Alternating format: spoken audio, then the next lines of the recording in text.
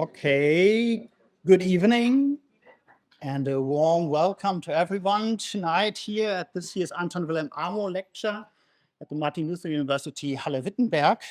And my name is Olaf Zenker and I'm professor of social and cultural anthropology here at the university's Institute for Anthropology and Philosophy. And it's my great pleasure and honor to introduce and welcome our distinguished speaker tonight, Minna Salami. Before introducing her in more detail, however, I would like to say a few words about Anton Wilhelm Amo and also about the Amo lectures here at the University of Halle-Wittenberg. Anton Wilhelm Amo is considered to be the first and for a very long time the only known Afro-German scholar. Amo was born around 1700 in what is now Ghana and was enslaved as a young child. Via Amsterdam, he ended up as a so-called human gift from the Dutch West India Company at the court of the Duke of Braunschweig-Wolfenbüttel, where he was baptized Anton Wilhelm according to the name of the Duke and his son. While working as a servant, as an African court servant, Amo also received a formal education at the court. In 1727, he took up his studies at the University of Halle at the faculties of philosophy and Faculty of Law, where he completed a first Latin disputation in 1729 on the rights of Black people in Europe, with implications for Roman law as it was practiced in Germany at the time. Subsequently, he studied and taught at the Faculty of Philosophy at the University of Wittenberg, at that time a separate university, where he was awarded a doctorate in philosophy in 1734. His Latin dissertation at the time was dedicated to the mind-body problem. Afterwards, Amo was admitted to the Faculty of Philosophy at the university, again here in Halle, as a lecturer. 3 years later, he also taught at the university in Jena. Little is known about the years that followed. Racist comments cast a shadow over Amo's situation in the years around 1747. At that time, it is said that he left Germany for West Africa. He lived at least until about 1753 in Axim, later Shama, in southwest Ghana, where his gravestone can be found today, which displays his year of death as 1784. In the 1960s, under the impression of the friendship among nations between the then German Democratic Republic and newly independent African post-colonial states, Amo's life and work was rediscovered and became the object of intensified research here at the University of Halle, notably by Professor Burchard Brentjes. Since 1994, the University Halle-Wittenberg has annually awarded the Anton Wilhelm Amo Prize for outstanding theses. And in recent years, numerous activities have emerged within our university, engaging the work and commemoration of Anton Wilhelm Amo.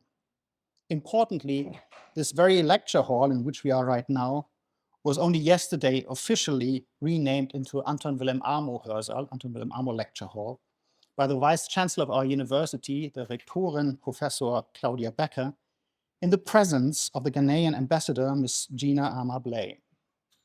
There's a new memorial plaque at the back of this lecture hall providing some information on Amo. So tonight is the very first Amo lecture in the Amo Lecture Hall. It is within this wider context of commemoration that the Anton Wilhelm Amo lectures have been organized since 2013 by the two research clusters, Society and Culture in Motion and Enlightenment, Religion, Knowledge at Martin Luther University. The Amo lectures feature internationally acclaimed scholars presenting their ongoing research on themes connected to or emanating from the work of Anton Wilhelm Amo.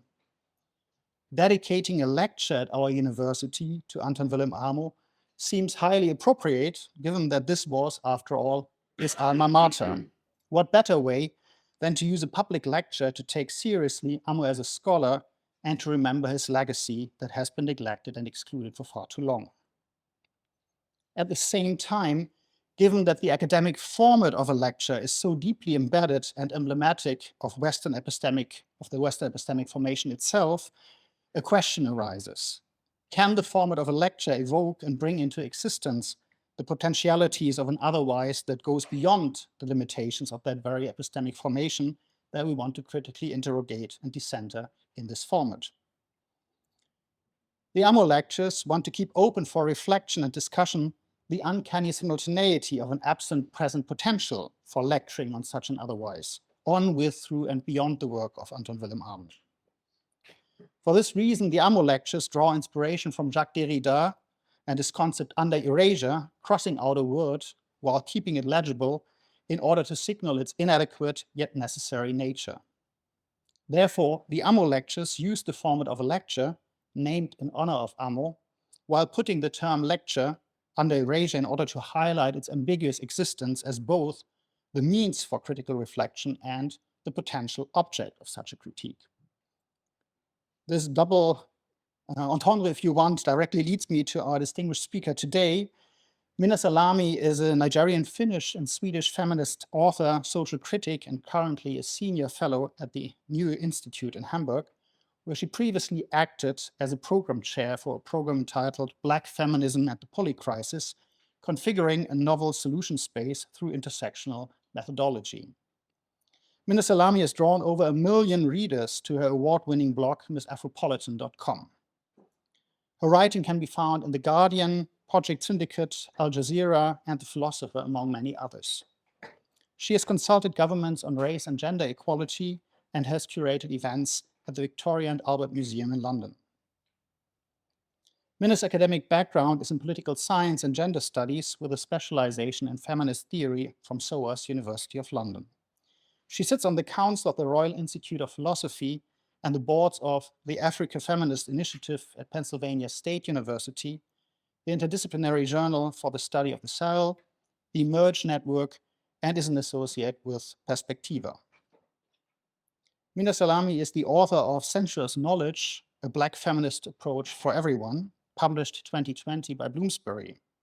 This is a collection of thought-provoking essays that, applying an Africa-centered feminist sensibility, explores questions central to how we see ourselves, our history, and our world. Minna is currently finalizing a new book entitled Can Feminism Be African?, forthcoming, I believe, with William Collins, which is a somewhat polemical discussion about feminism in relation to Africa. She's also a co-author of a children's book, The Power Book, What Is It, Who Has It, and Why, that came out in 2019 with Quarto. Her books and essays are translated into German, Spanish, Finnish, Swedish, Portuguese, Mandarin, and Catalan. Minna Salami's work is driven by a feminist and Africa-centered but world-oriented approach of liberation that includes but goes beyond rational knowledge in a multidimensional project of rethinking our human existence. Today, she continues this important project. Before handing over the word to Minna, however, 3 last pieces of organizational information. First, if you're following the lecture online, please use the chat to write down your questions for the later Q&A. Philip, who's following the chat, will read out some of the questions during the discussion. Second, we would like to inform you that only the lecture part, but not the Q&A, will be recorded for the AMO website so that you can come back and listen later again to Minna Salami's talk. And last but not least, Minna's talk will not only be available on our AMO website as a recording, but also in print in our new publication series with Halle University Press, both in print and in open access, also accessible through the AMO website. So check out the website for this forthcoming publication. Minna, many thanks for accepting our invitation, and the floor is finally yours. Thank you very much.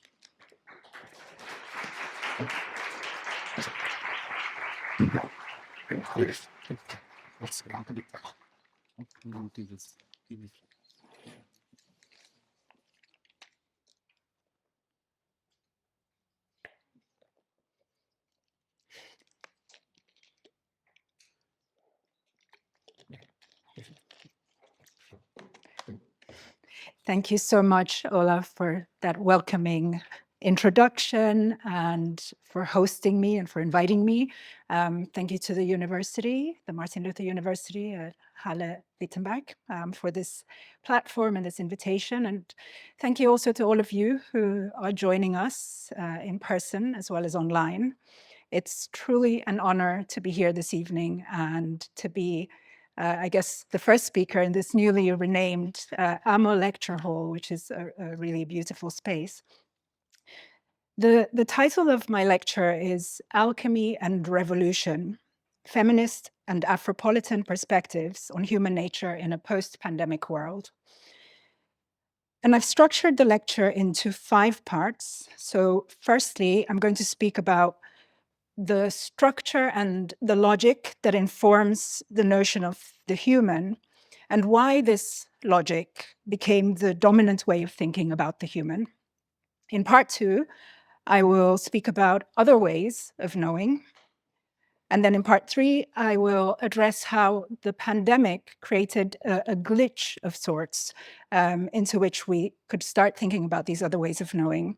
And this will be followed in part 4 by a discussion of what I refer to as the 3 waves of decolonization and how those inform the human.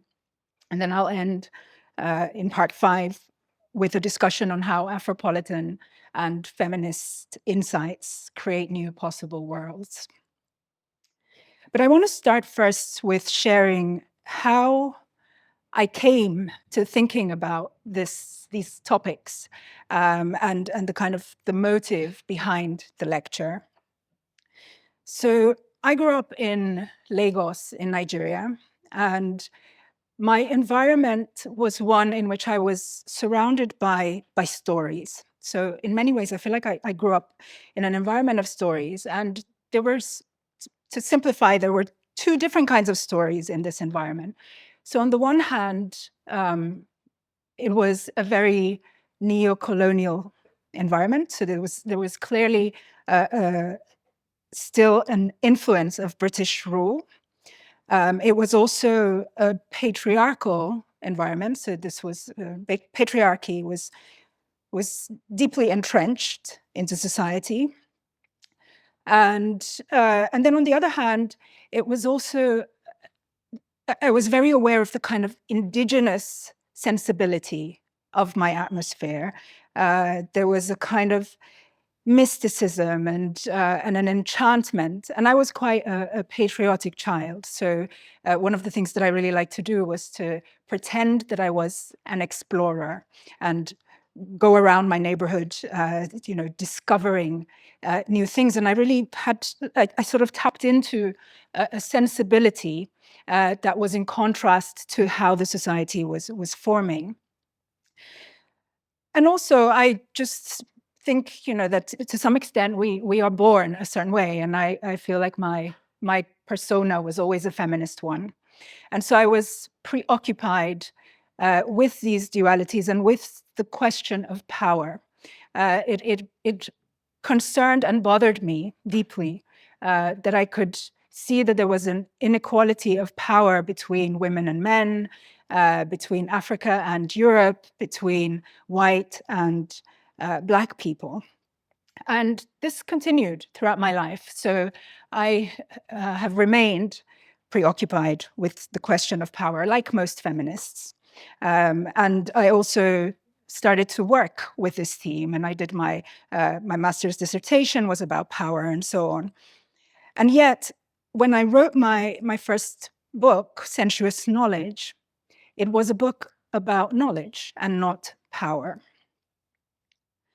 And the reason for this turn was that as I pondered and opposed the pyramid of power between humans as well as between species, and let's call this pyramid 1, I discovered that it corresponded with another pyramid, a pyramid of knowledge, which we can call pyramid 2. So to explain, and this is part 1 of this lecture now, so to explain how these pyramids work, most of us would agree that pyramid 1 exists. We live in societies in which there are hierarchies between humans as well as between species. So if you think of a pyramid to represent this hierarchical structure, and at the top of that pyramid, you picture the category white men. One step below, we find white women and men of color. And then women of color, and even there, we find that colorism creates further layers and divisions. And then we have mammals, birds, amphibians, fish, invertebrates, and finally, at the very base of the hierarchy, plants and fungi. And many of us have resisted this hierarchical chain of being for generations. As someone who's designated both female gender and who is of Black African heritage, I joined this resistance against Pyramid One, in part through despair with my personal identity being positioned in the bottom layer of the pyramid as far as the human animal is concerned. But I also joined out of a desire for a world that is more expansive and beautiful and honest. Rather than living entities, Pyramid 2 ranks knowledge categories. At its apex, Pyramid 2 has rationality, reason, and logic. On the next rank, there is emotional intelligence, then intuition, then instinct. And at the very bottom of Pyramid 2, there's merely a kind of vegetative ability to know how to exist. I observed that the tiers in Pyramid 1 tally with the tiers in Pyramid 2. White men are associated with rationality, women and people of color with emotions and intuition, animals with instinct, and plants with a kind of idle knowing. I realized that to change the structure of Pyramid 1, we need to change the structure of Pyramid 2. And yet, although many people oppose Pyramid 1, we don't really bring Pyramid 2 into question. And this is why deconstructing these hierarchies of Pyramid 2 has been at the center of my work for many years. To fight something efficiently, you need to know it with precision. I believe that the clearer we understand something, in a sense, then we've already deconstructed it. And so I became focused on understanding the logic of Pyramid 2, which I refer to as Europatriarchal knowledge. So moving now to part 2, and to asking, why did Europatriarchal knowledge come to define the human in the way that it did? What caused the hierarchical structure that now dominates the world? To explain this, I'll pick a symbolic moment for the invention of the human. And this moment is 1492, when the Genoese explorer Christopher Columbus arrived in what would become Hispaniola, and when Europe's quest to accumulate wealth led to the violent erasure of the Arawak, who were over 1 million when Columbus arrived, and when his crew when he and his crew arrived, and by 1550, there were only 500 Arawak people alive. So this event pivotally sets in motion a rendering of the human according to the hierarchical parameters of Pyramid 1. And it is also a good starting point for understanding how the logic of Pyramid 2 justified these rankings. So the first question we need to ask in order to understand the Europatriarchal mindset is, why was Europe, and when I speak of Europe, I'm speaking of it as an entity, as a kind of archetypal entity. So we need to ask, why was Europe willing to go through such lengths to accumulate wealth? The genocides and this plunder and exploitation. And of course, there are many answers to this question, but one that we focus on too little is that Europe was devastatingly poor. Prior to the Age of Discovery, Europe was the quality of life in Europe was really low. There was the Little Ice Age, which started around the 15th century, which meant that grains would not grow, which in turn led to famines, epidemics, wars, witch hunts, lynchings, a kind of feudalistic anarchy, basically. And this unlivable, freezing climate was plausibly a prime contributor to the brutish mindset that many of the people in the continent inhabited. And this mindset is a progenitor to the Euro-patriarchal logic that still shapes the world today. So I'm not saying that there could have been no other conceivable paths. Necessity is not the same as justification.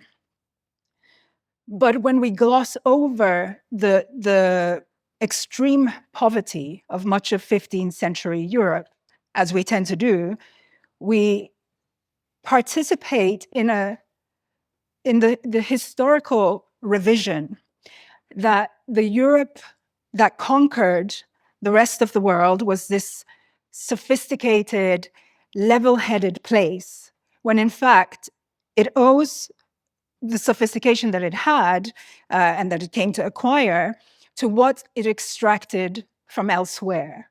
And I'm not only speaking about resources, but also ideas and knowledge. This framing also exposes the damning reversal of necessity that became orchestrated through these acts. So the same desperation and despair that drove Europe to enact some of the most toxic events in human history now plague those parts of the world that Europe impoverished. Most significantly for this particular conversation, when we consider the kind of predatory greed that these events involved through this lens, it becomes clear that Europe, in order to go ahead with 1492 and other similar events, Europe required a metaphysics, a narrative, a social imaginary that could justify them. And that social imaginary was the category of the human. It provided the perfect prop, you could say. The only problem was that there was no category of the human. It had to be invented. Or perhaps I should say that it had to be borrowed. In this instance, from a philosopher who had lived centuries before the expansion of empire, Aristotle. When it comes to defining the human, Aristotle's views have tenably had more impact than any other single individuals on the notion. In the 4th century BCE, Lyceum in Athens, Aristotle theorized the contours for pyramids 1 and pyramid 2 that would come to define the human. He systematically categorized animals into species, he laid down the principles of deductive reasoning, and he built the foundations of empirical observation. Aristotle contended that the purpose of human existence was to achieve a state of flourishing, which he called eudaimonia. What made humans human and what differentiated humans from animals and plants was, according to Aristotle, our capacity to reason and rationalize. And it was these capacities, these faculties of reason and rationality that led to eudaimonia. And therefore, he viewed these as the quintessence of the human. His systematic distinctions drew him towards hierarchies, not only between humans and non-humans, but also between humans themselves.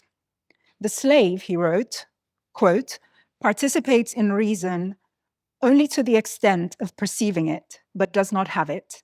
And the deliberative faculty in a woman is non-authoritative, end quote. In short, Aristotle thought that the central function of being human was the ability to reason. But he also viewed that not all humans could abide by that ability, which in essence was to say that not all humans were human. Now, a number of notable scholars, including the feminist philosophers like Martha Nussbaum and Cynthia Freeland, have pointed out that Aristotle wasn't suggesting that women don't have the ability to reason at all, but rather that they could not reason about politics.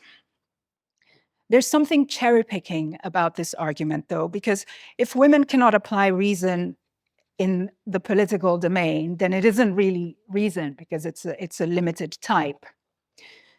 Nevertheless, what I have shared is a simplification of Aristotle's irrefutably impressive contribution to knowledge.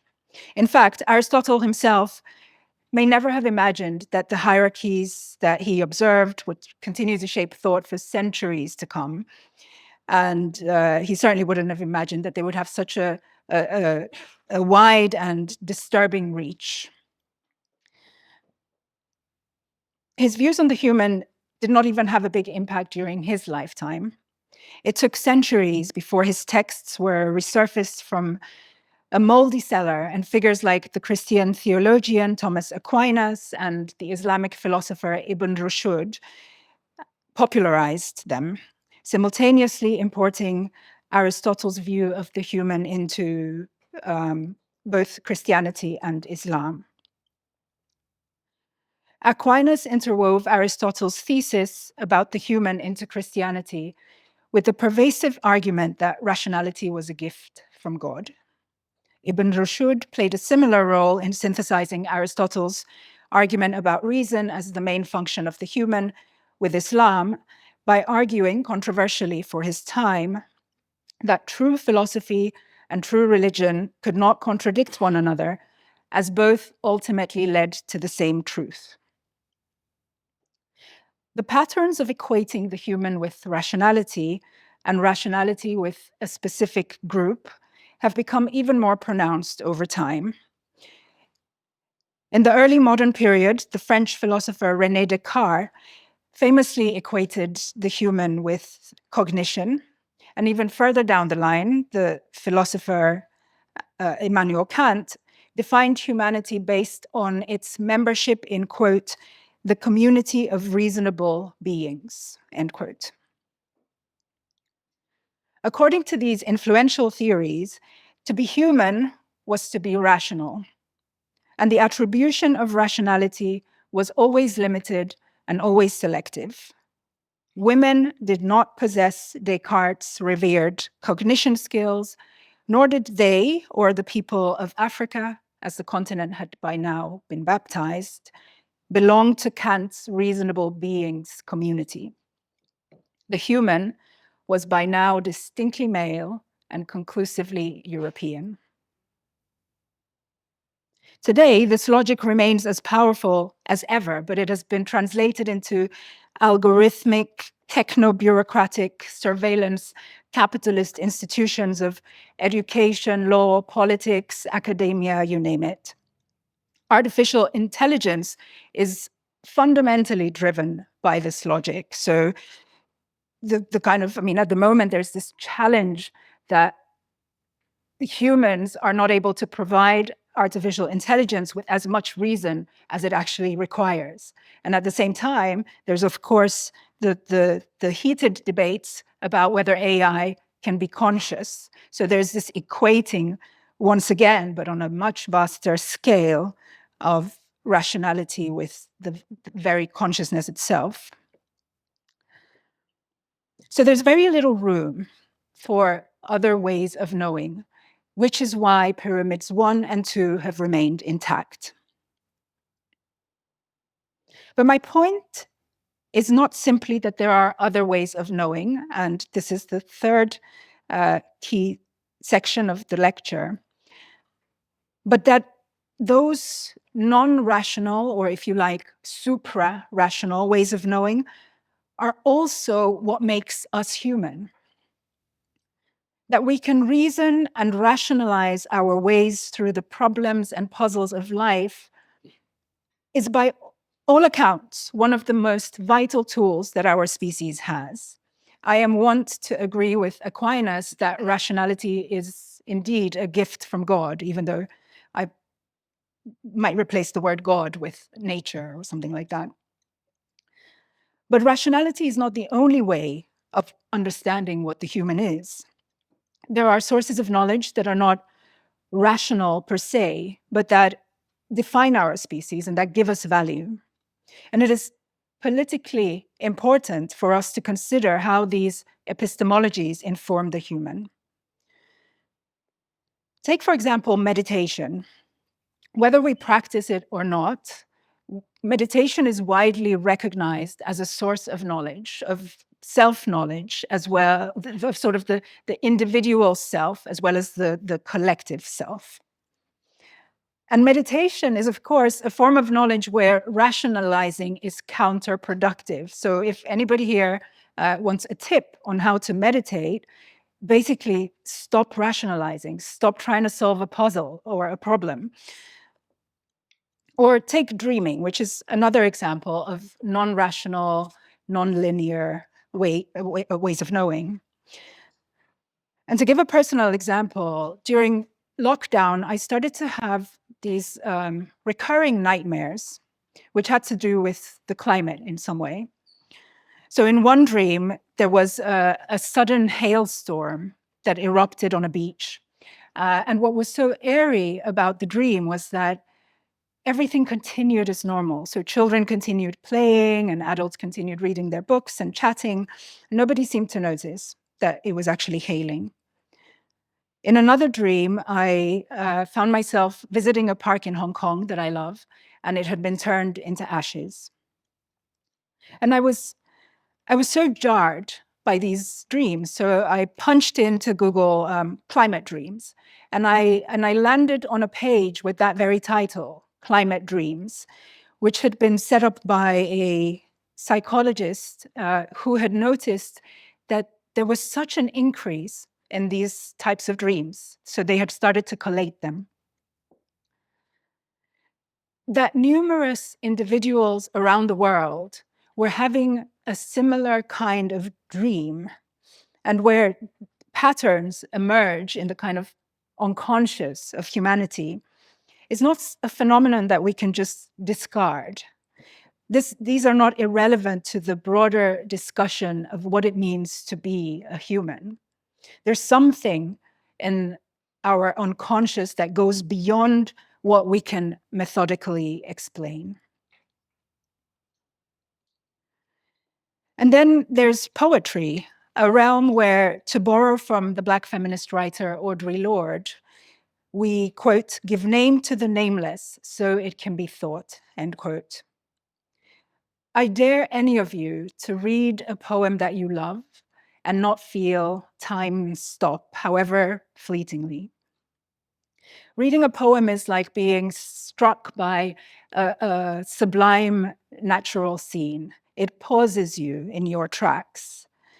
And speaking of nature, one of the main reasons, if not the main reason, that these other ways of knowing are so important is because they really connect us with nature. In fact, they remind us that we are nature. And there's something about perhaps in that moment of witnessing a natural scene or reading a poem or meditating or dreaming that is the same kind of experience that a tree has or a river has.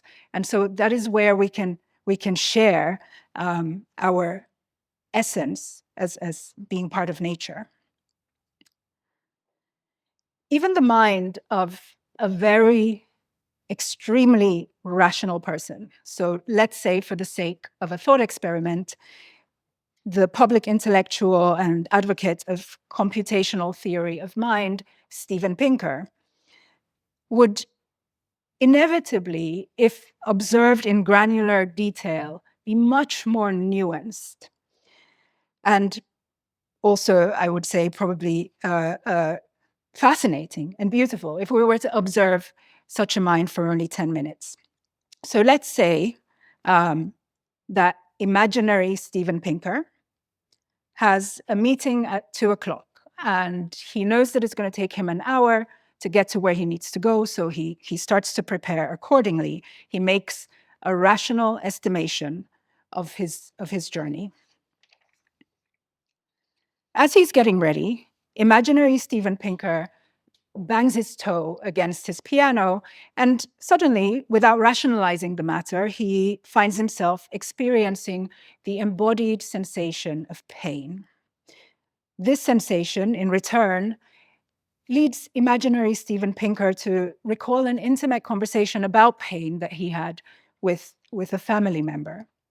And this memory evokes an emotional state of affection. In the middle of all these thoughts, imaginary Steven Pinker suddenly remembers, oh, I have a meeting to get to and time is speeding by. So rationality takes over again, and he rushes into the shower to prepare for his appointment. So in only 10 minutes, the life of imaginary Steven Pinker produces a far more complex rendering of reality's kaleidoscopic nature. So he's bouncing from rational thoughts to random deliberations, to embodied sensations, to emotions. And this is far more interesting than the reductive proposition that rationality is all that gives value to humans. Staunch rationalists might argue that imaginary Steven Pinker could, at any moment within this 10-minute sequence, choose to focus instead of letting his mind ruminate. So he could make an intentional decision, and that ability to choose makes rationality the dominant quality to observe and to value. They may insist that critiques against rationalism, such as the one that I am making, themselves necessarily employ our rational faculty. Or they may counter that rationalists don't oppose emotions or imagination as such. Real Steven Pinker is hopelessly fond of hypothetical examples, and I must confess that I am as well.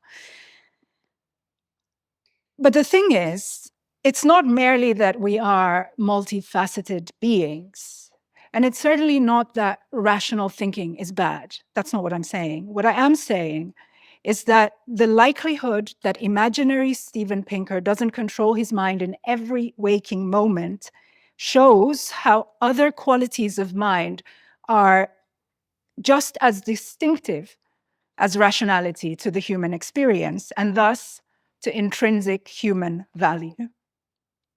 When we talk about the human, we are also talking about a species who desires, who dreams, who feels. Human behavior often transcends logical explanation, and sometimes this whimsical, undisciplined, or orgiastic side of our nature, rather than the sensible, detached, robotic, coherent one, is what makes for eudaimonia. The logic behind Pyramid 1 does not only justify and diminish the categorizations of humans and non-humans, it also suppresses a world in which we can imagine a more awe-inspiring reality than we presently do.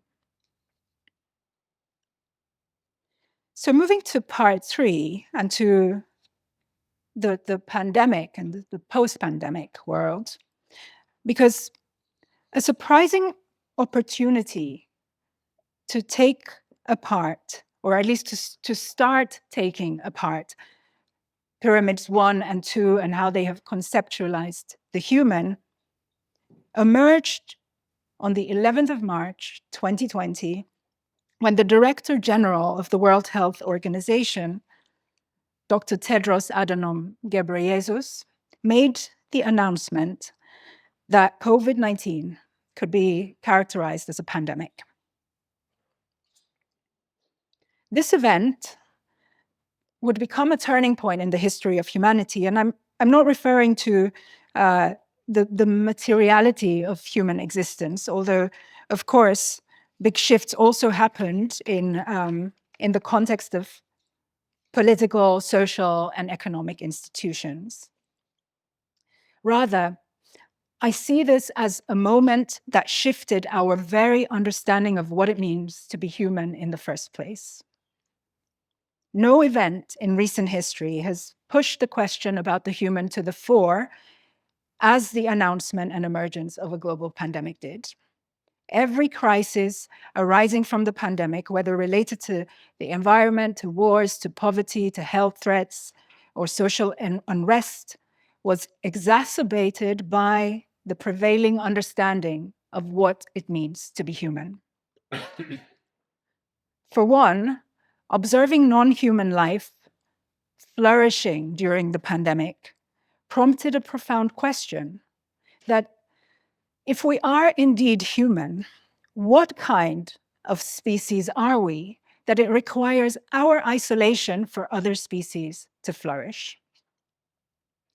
As we collectively pondered this question, a Pandora's box of other questions opened up. What is a human response to the climate emergency, to inequality and to corruption, to racism, sexism, homophobia, transphobia, Islamophobia, anti-Semitism, ableism, classism, and the silencing of indigenous people? These questions that had predominantly been the concern of marginalized groups prior to the pandemic became a talking point for everyone.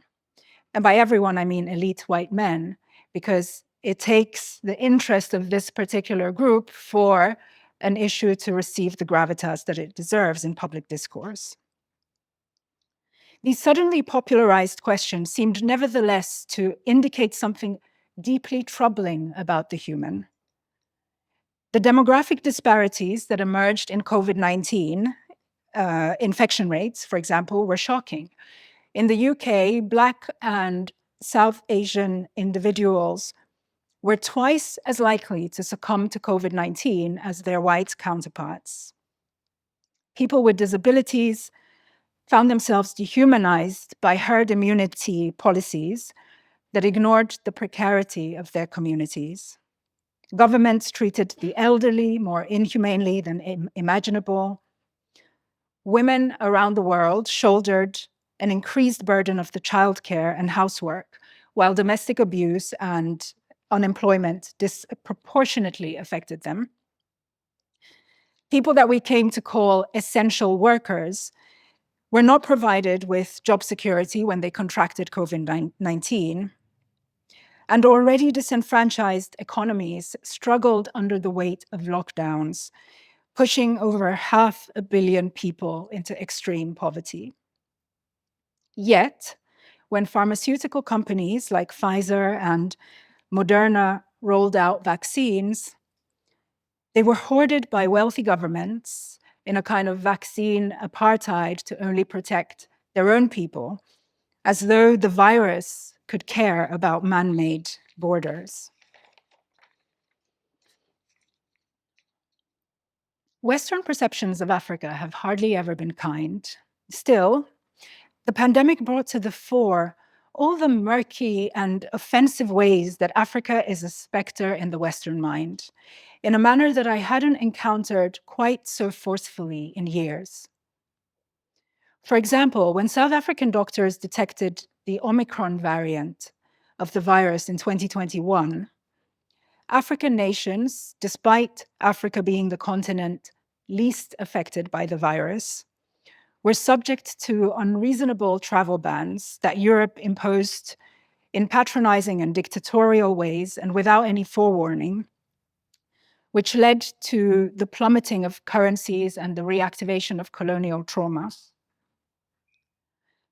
Although it was Europe that introduced COVID-19 to Africa, not the other way around, and even though African nations managed the crisis comparatively efficiently by immediately implementing strategies such as contact tracing and the closing of borders, long before Western nations took the same strategies seriously, old egregious tropes of Africa and its people as incapable and primitive resurfaced during the pandemic.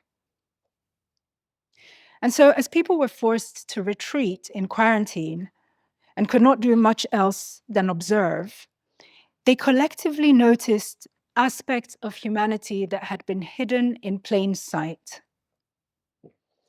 As the author Naomi Klein writes in her astonishing book, Doppelganger, quote, "COVID was different. It scrambled my personal world, as it did all of our worlds. I woke up every morning exhausted and stared at my various screens in a stultified daze. For the first time, this was not somebody else's shock, end quote. This makes me think of there's a Yoruba proverb that says, "The wind has blown and we have seen the anus of the fowl," which speaks to how what was hidden has now come to light. And into this pandemic atmosphere of heightened anxiety and tension, coupled with an increased awareness about inequality and dehumanization, came the news on the 25th of May, 2020, of the grotesque murder of George Floyd. Right there on every screen was the final evidence that human value was profoundly relative. The widespread Black Lives Matter protests that took place against racial injustice in the days and months that followed were, however, I contend, not only demonstrations against George Floyd's murder or even racial injustice, they were also the beginnings of a mass resistance against a logic that insists on a hierarchy between humans, Pyramid 2, or what the philosopher Donna Haraway calls the God trick, which she says is a conquering gaze from nowhere that claims the power to see and not be seen. Events that have unfolded since have continued to carry the rejection of this logic. The massive protests against the genocide in Gaza are simultaneously a repudiation of the hypocritical stance that the West champions human rights, although it clearly does not assign the same value to all humans. Moving to 3 waves of decolonization. As I mentioned earlier, the resistance against the narrow definition of the human is not new. So from our present vantage point, it may seem like the pandemic was the catalyst of a growing resistance to this narrative of the human. But it was not the pandemic itself that caused a change in the perception. What the pandemic did was to expose and consequently begin to unravel the fundamental lie of the God trick. It brought conversations about the human that previously were mainly held by anti-colonialists and feminists, as well as by specialized scholars who are shaping fields like posthumanism and transhumanism, which of course are 2 very different fields, into the broader view. If we take seriously the contributions of feminism and decolonization to the shaping of the world, as we should, then it becomes clear that both movements at their core have always been articulations against the conceptualizing of the human as a European male embodying the rational order of the universe. So decolonization has, of course, rightly been seen as a struggle for sovereignty. But I would say that it is also one of the strongest articulations against pyramids 1 and 2. And so in order to help us understand the epistemic and the temporal scope of decolonization is why I divide it into 3 waves. And the start of the first wave of decolonization could be attributed to a voodoo ceremony that took place in Haiti in 1791, where, following a rousing speech by a Maroon priest called Dutty Boukman, enslaved Africans staged an uprising. So they destroyed parishes and coffee and sugar plantations. And this revolution would last for 13 years until 1804, when Haiti was liberated from colonial rule. And although not all directly linked to the Haitian Revolution, a ripple of anti-colonial struggles followed during this period.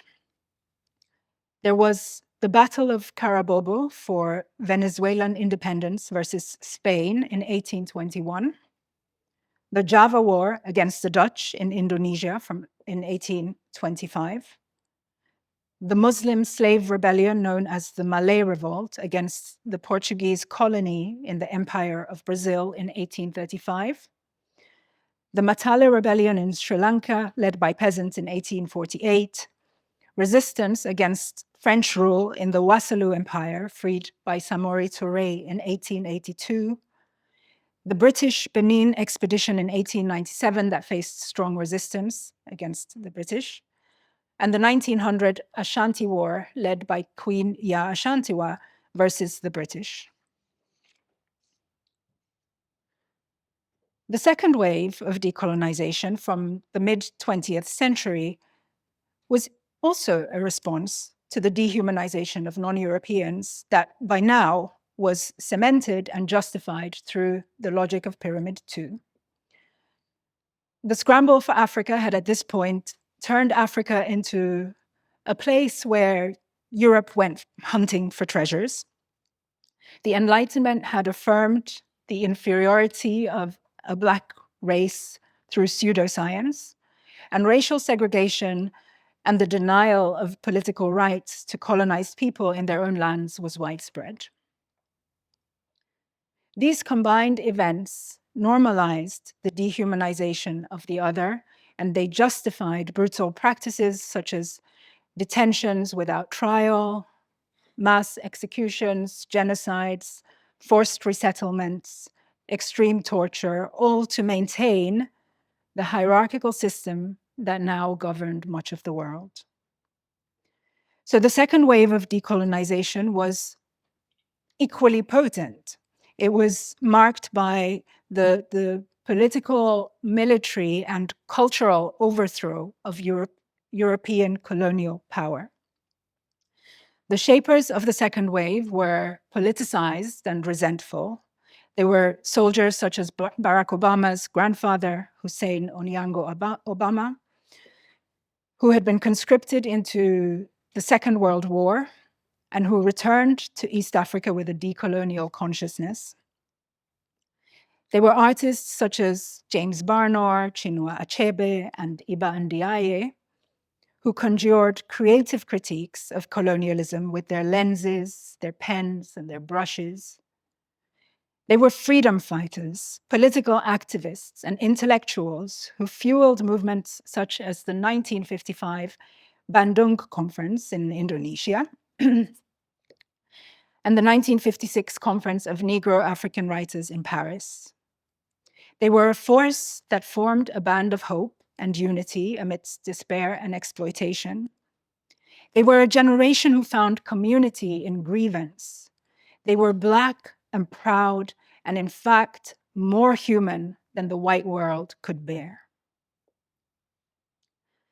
The third wave of decolonization, which we are amid, gained momentum in 2015 when Chumani Maxwele, a University of Cape Town student, threw excrement on a Cecil Rhodes statue, sparking what became known as the Rhodes Must Fall movement. This movement expanded globally very soon thereafter, and it prompted calls to decolonize various sectors, including curricula, museums, design, nature, mental health. In contrast to the first and second waves of decolonization, the third wave has focused on restructuring institutions of culture and education.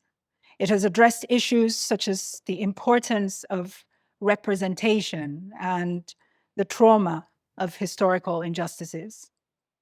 Identity politics, in its original sense, as it was coined by the Combahee River Collective in the 1970s, and conversations around epistemic injustice, have been central themes to the third wave of decolonization. And I see this lecture and my work, generally speaking, as part of this wave.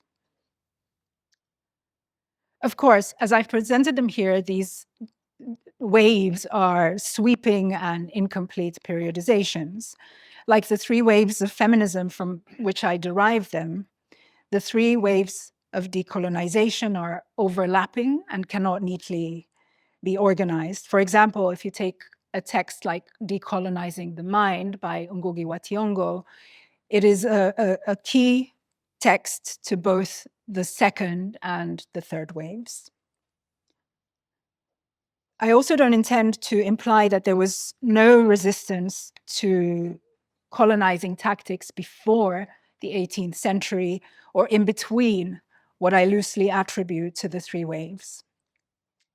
There were decolonization attempts prior to these examples, such as the Bayano Wars versus the Spanish colonists in 1550s Panama, or the Irish versus the English in Ireland, and the Anglo-Powhatan Wars, both in the 17th century. I start with Bookman's speech and the struggles that followed it because they took place in concentrated periods of time, which are also times that have a specific relation to events in Africa, which are the focus of my work. In 2022, the Africa Studies Association of Africa hosted a conference titled Africa and the Human, Old Questions, New Imaginaries, which took place in Cape Town and online. The conference asked, what does it mean to be human today in Africa, African in the world today, and what can Africa contribute to thinking the human? I found the concept note written by the organizers, Professor Divine Fu and Professor Akosua Adomako-Ampofo, riveting. They emphasized that, quote, the question of the human is urgent and essential to tackle, especially at this moment of global existential crises provoked by the COVID-19 pandemic. This lecture is partly motivated by that statement. Professor Fu and Ampofo also wrote that Africa has an important role to play in this tackling and reproducing of the world for the future of humanity. And this too is my motivation. Structures of oppression have pertained for so long because the vehicle that propels them has remained intact, namely the human. They have stayed intact because most people believe the descriptions of the human to be unquestionably true and neutral, even when all the socio-political institutions that have shaped their lives suggest otherwise. So people have fought for human rights, humanism, the humanities, human status, and human progress, not realizing that the innocent seeming word human was the prop that upheld the very structure that they were fighting against. Even the most radical ideas have missed this insight. When thinkers like W.E.B. Du Bois or James Baldwin probed racial dynamics, they stayed within the defined narrative of the human by insisting that the Black person was as human as the white person. Du Bois and Baldwin stayed with the narrative of the human because their times demanded it, of course, and not because they weren't aware of its limitations. It was blatant. Black peoples were denied what white peoples were encouraged to do, such as vote. As James Baldwin said, quote, our passion for categorization, for life neatly fitted into pegs, has led to unforeseen paradoxical distress, confusion, and a breakdown of meaning. Those categories meant to define and control the world for us have boomeranged us into chaos in which limbo we whirl, clutching the straws of our definitions, end quote. But now, in a time when nature is making it clear that it is not separate from, and it is certainly not beneath the human, as per Pyramid 1, human actions are nature's actions and vice versa. And we're coming to realize that we are in an entangled manifestation in which ultimately we all suffer or we all flourish together. And so the flaws in the definition of the human are demonstrably being exposed. People are decreasingly pleading to be as human as, and instead they're challenging and questioning whether being human, as it has been defined, was ever worth desiring in the first place. So, to move to my concluding section and to ask or respond to what does all of this have to do with alchemy and revolution? So I found it fascinating that there's a growing interest in alchemy. Contemporary discourse is very keenly exploring alchemy and the speculative and magic, tarot, astrology, and so on. And the New Yorker recently called ours the age of magical thinking. But what I want to say is that alchemy has a double purpose in this lecture. So in the first sense, alchemy is actually connected to the makings of the human in the 15th century that I've spoken about. So 1492, which, as you remember, I set as I proposed as a symbolical moment for the invention of the human, was just over 20 years after the Portuguese, under the leadership of Henry the Navigator, had established the first European settlement in Black Africa in 1471 in present-day Ghana, in Elmina. And that mission had been motivated by Henry the Navigator's desire to access West African gold sources directly.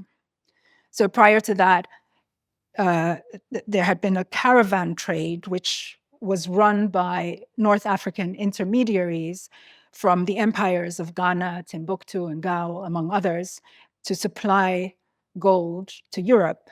And West African gold had already contributed to the flourishing of Europe's two wealthiest city-states, Venice and Genoa.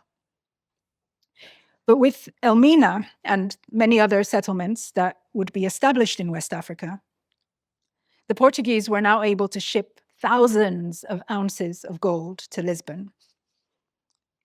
And last year, Ghana produced millions of ounces. So this again speaks to the continuity of these practices. But anyway, the obsession with gold manifested in another outlet also around this time, and that was alchemy.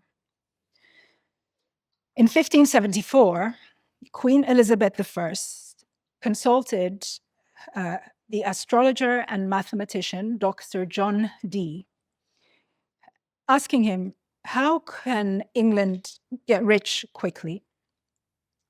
She may not have posed the question in this kind of contemporary self-help manner that I am putting it, but in essence, this is what she wanted. And it was a worrying time for England, indeed. The Queen had inherited a monetary system that was suffering from debasement. And Dr. Dee proposed to the Queen that he could help find her a lucrative mine of gold. But in return, he wanted access to all the buried treasures in England. And this was a price that the Queen could not accept. After all, treasures at the time were not just a fictional phenomenon. It was actually quite possible to find a treasure because ancestral inhabitants had deposited a lot of precious metals as hidden sacrifices in the lands. In fact, even today, it is not impossible to find treasures in England. Consider the Staffordshire hoard, which is the largest collection of Anglo-Saxon gold and silver ever discovered. And this was in 2009 to a worth of 3.2 million pounds. But I digress. The Queen was more sympathetic to another proposal of John Dee's, namely that he would conduct experiments on her premises in Whitehall Palace. And these experiments would perform something that was becoming increasingly popular. It would be able to perform a magic that would bring about wealth by transmuting base metals into gold. And so this is how Queen Elizabeth I came to patronize John Dee's practice of alchemy. And she was not alone. It was very common for European royals to have their sort of private alchemist whom they patronized at the time. As fate would have it, the British economy recovered. In fact, the Elizabethan era was a flourishing one, particularly in the arts and literature, as well as for the expansion of the British Empire, which was a phrase that was actually coined by John Dee. But I'm not suggesting that we should attribute the success of the British Empire to John Dee's esoteric pursuits, or that alchemy was responsible for the exploitation and plunder of gold or any other resources in Africa. I'm invoking alchemy because, as I said, what concerns me is understanding the logic of Pyramid 2. And it so happens that the interest in alchemy and the plunder of the New World for gold coincide. So on the one hand, the popularization of alchemy is tied to a mindset that was increasingly hierarchical and it's tied to plunder and exploitation, and it was very much about acquiring wealth at all costs. But alchemy is, of course, also a symbol or a metaphor of transformation in a spiritual and a transcendent sense. And one could even say in a revolutionary sense of it symbolizes the transformation of one thing to another. Also, alchemy does not originate from the 12th or 13th or 14th or 15th centuries in Europe, but it dates much further back to around 3100 BCE and to Africa, where it was first attributed to the ancient Egyptian deity Thoth, who became Hermes in Greek mythology. From ancient Egypt, alchemy was eventually exported to the Islamic world. And it was between the 1st and the 3rd century CE that books about alchemy simultaneously appeared in India, in China, in Persia, and so on, before becoming popular in Europe in the 12th century when the Islamic texts were translated into Latin. What I'm constructing here is also not a reclamation of the African roots of alchemy, though. The roots of alchemy can help us to recognize that we are indeed in a place of transformation, of perhaps even a paradigmatic shift. But we don't yet know which direction we are headed towards. So it's good that growing numbers are awakening to the deceptions of Pyramid 2. But there's also this risk of dissonance and confusion, if not madness. And this is highly undesirable because when people lack a sense of grounding and a sense of stability, then it creates a void in the social imaginary into which all kinds of ideas and ideologies about reality can be fed. So there needs to be another vision. Otherwise, corrupt power and binarism and fascism, or maybe even a worse iteration of fascism, could enter this void. And that, of course, is one of the things that is very much in the forefront of the news at the moment. So this is where feminism and Afropolitanism are helpful. Because as I have shown, the throughout this talk, in a sense, these are schools of thought that have existed alongside Europatriarchal knowledge all alone. And now is the time to tap into their insights. I take Afropolitanism to very simply mean an Africa-centered but world-oriented approach. The South African writer Bessie Head said, quote, "I view my own activity as a writer as a kind of participation in the thought of the whole world. I have my national, my African side, but I'm also very much an international kind of person," end quote. This, to me, is an Afropolitan perspective, as is the Nigerian author Wole Soyinka's when he says in his book of Africa that his hope is to, quote, "germinate a deeply craved age of universal understanding, Africa inspired," end quote.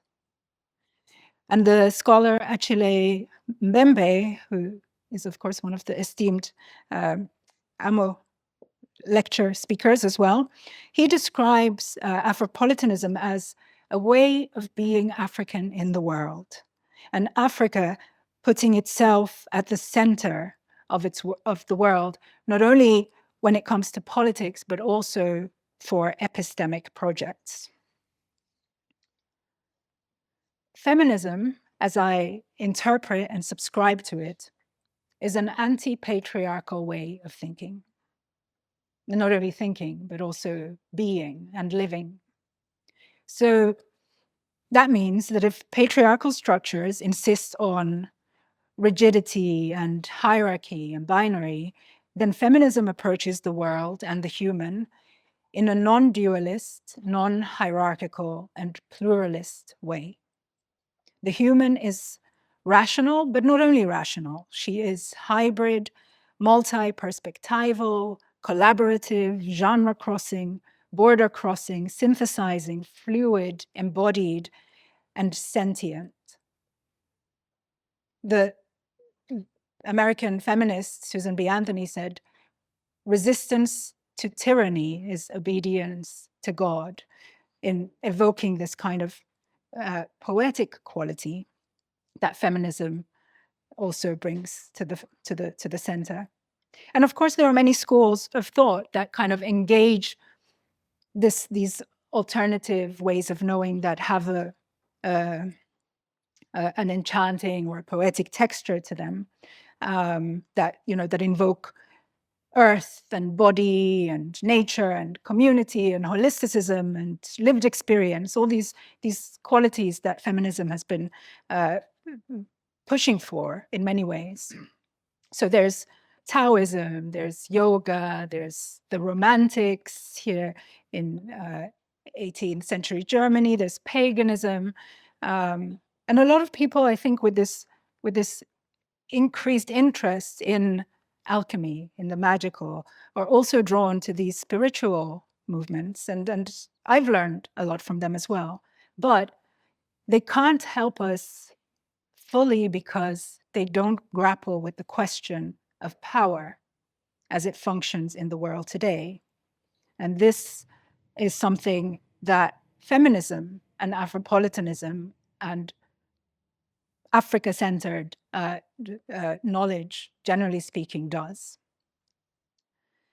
Which brings me back to where I started, and I'll end by saying that perhaps I was wrong, that I had become more preoccupied with knowledge over power.